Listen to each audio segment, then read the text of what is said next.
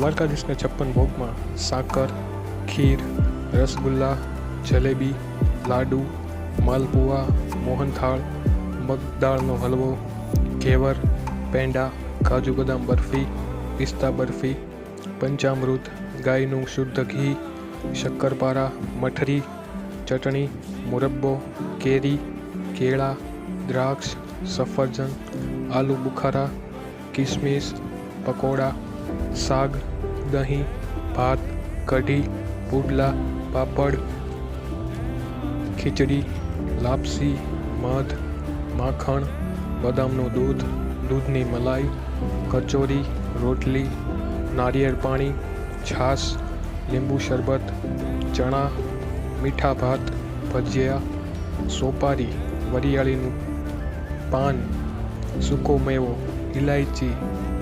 તમારે ગણવા હોય તો ગણી શકો છો. 56ની સંખ્યા થશે. આ બધી વાનગીઓ ભગવાન દ્વારકાધીશને 56 ભોગ સ્વરૂપે ધરાવવામાં આવે છે. આ 56 ભોગના દર્શન કરવા એ પણ મોટું સદભાગ્ય છે. નસીબમાં હોય તેવા વ્યક્તિને જ